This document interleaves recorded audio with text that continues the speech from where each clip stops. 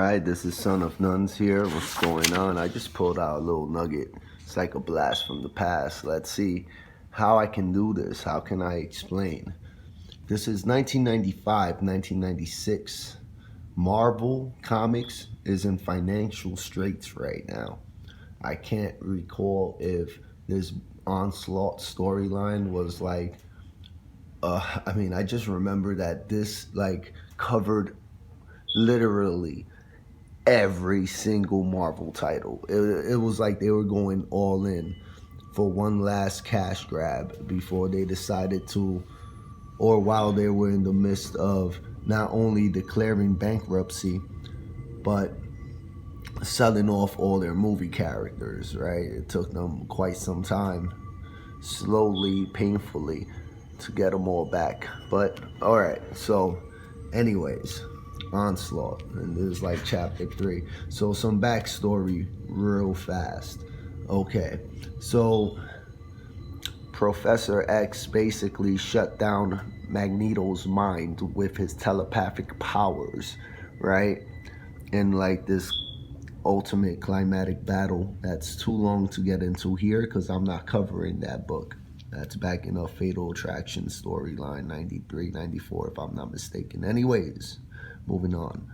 So this resulted in Magneto being comatose, right? Like pretty much brain dead. But what was really going on beneath the surface was that Magneto's consciousness was dormant inside of Professor Xavier's mind. And somehow, some way, through the mystical, magical world of comic books, right? Professor Xavier's negative consciousness or his consciousness period merged with Magneto's and created this psionic entity known as Onslaught. All right, so this is like a combination of Professor X and Magneto's most inner desires merged and come to life with a mind of its own and wreaking havoc all throughout the Marvel Universe. It's really bad. It's really bad. So that's Ozymandias. He's like a servant of Apocalypse. He's like cursed to live forever, right? And he's like having like this psychic vision, as you can see. That's like the Fantastic Four back here, cut out of stone.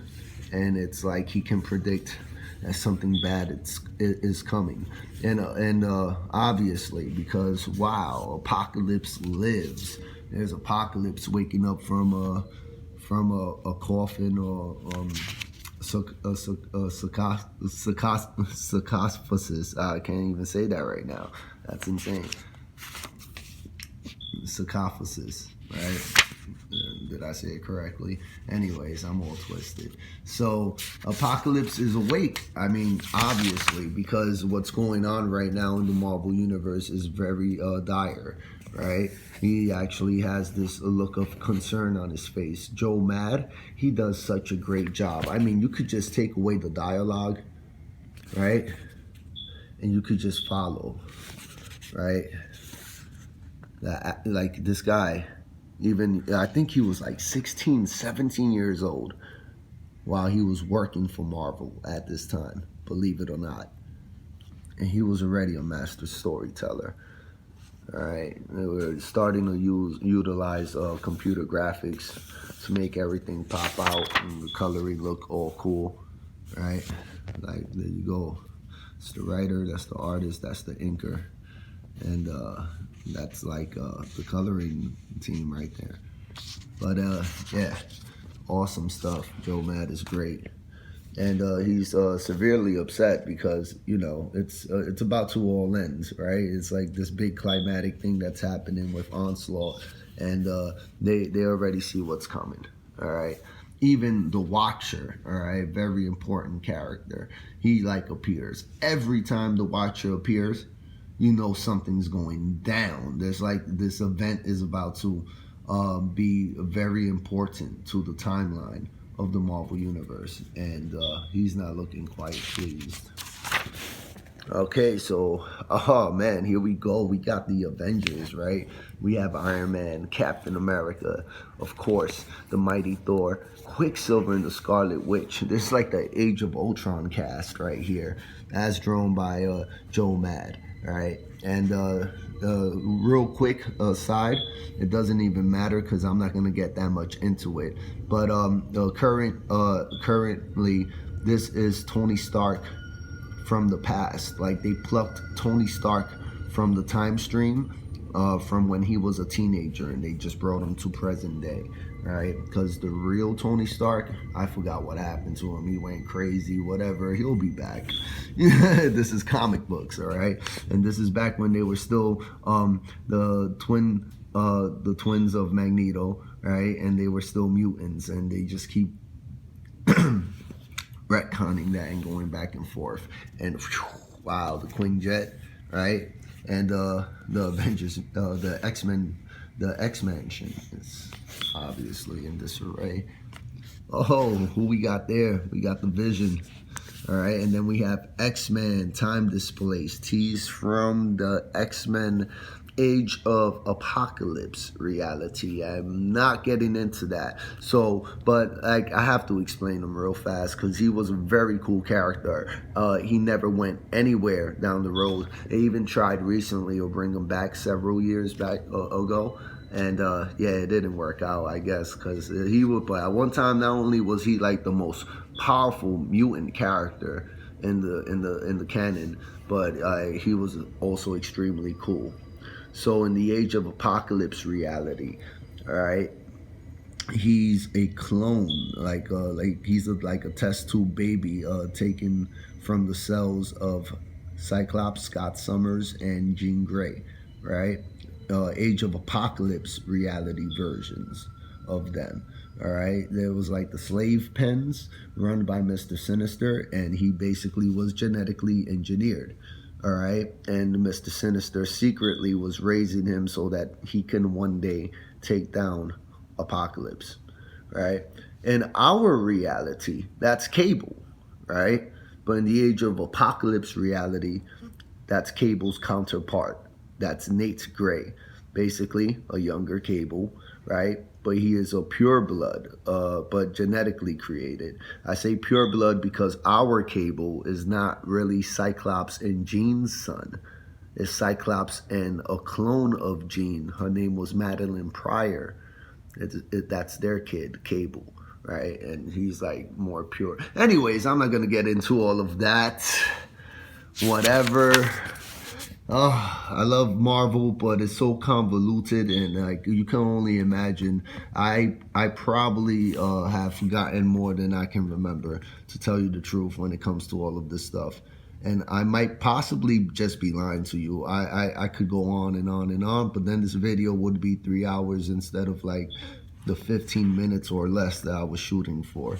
So there's Quicksilver and Gambit got the drop on my man. Right, or like, well, it wasn't Gambit. My memory serves me incorrectly. Quicksilver got the drop on Gambit, but Bishop then gets the drop on Quicksilver. And then Hex powers, and of course, we have the Scarlet Witch. Like, you know, what's going on, Gambit? We've never trusted you. You's a slimy guy. And Bishop, you too. You shady ass dude from the future. And then Lightning Storm. We can only imagine who that is. Messing up the Quinjet. Of course, we have our girl, Storm. Our woman, Storm, excuse me, not a girl. Our woman. Woman, this is a woman, okay? That's a woman. Cannonball. We have Jean Grey.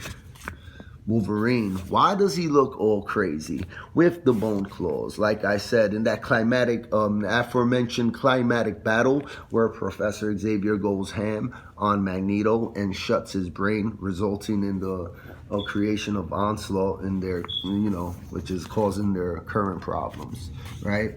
Magneto, before that happened, pulled the adamantium right out of Wolverine's skeleton. It was like very cool.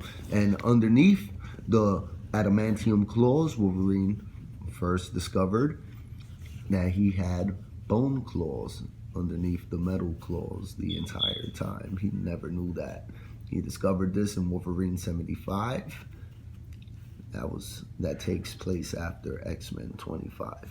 It was early 90s, mid 90s stuff. Iceman, anybody I'm missing? Not really.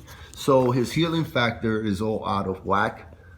And as his body's recovering, he also looks grotesque and animal-like because, you know, I mean, the trauma, man.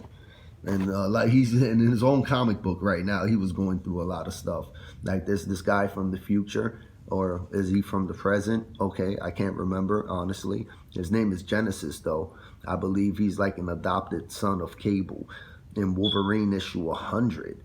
This guy attempted to put the adamantium back into Wolverine's body, but Wolverine's body actually rejected it.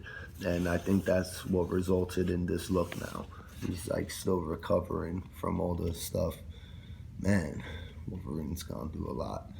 At this time, his origin is still a mystery. We don't even know his name is James. All right, this is 96. Origin didn't come out until 2001. So, and I believe that the reason why Wolverine is such an enduring character is because due to the mystery behind his origin for so long. Of course, he feels an instant connection to Jean because, like, that's his mom's. No matter the reality, like the code, the genetic code comes from her. All right. Something is wrong. Captain America consoling him, trying to. He's like, no, there's something else going on. So this guy just rearranges the molecules so that he could phase out of the Quinjet while simultaneously pulls images from the X-Men's minds collectively. And of course, Quicksilver and Scarlet Witch is horrified because who does this guy look like? It looks like Daddy's home. Looks like Magneto, of course, you know.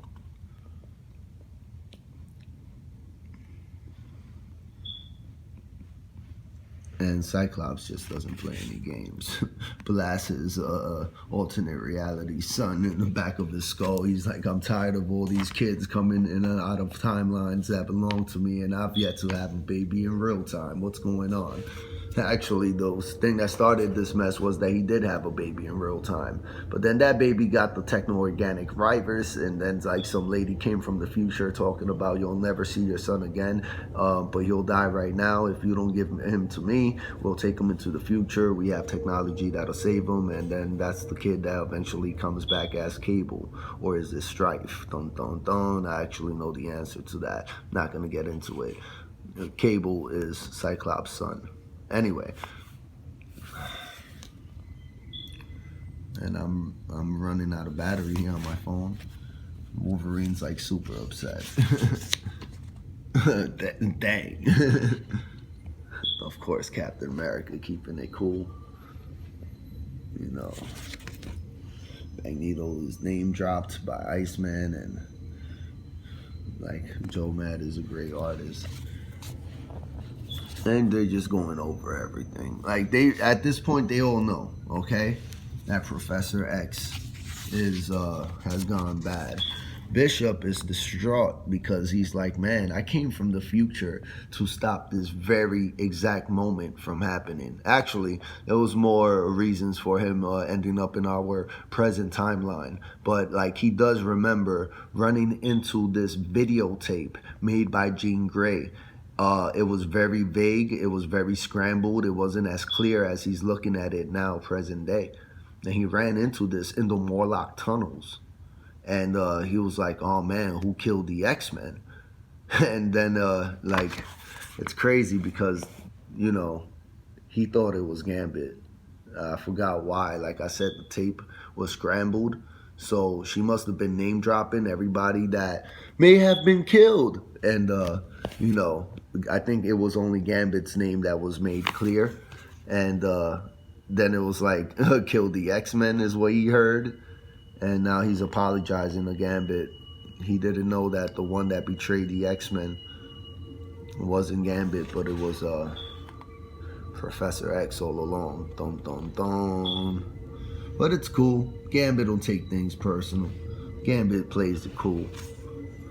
I mean, all this talk, man. Like, I'm glad I didn't just start busting out reading the dialogue. I'm glad. I think my commentary is more interesting than the dialogue. No offense to Scott Lobdell. He held it down for quite some time. He held it down. He really did. He made my childhood. You know what? This is all I'm gonna cover on Onslaught right now. This was a very good time.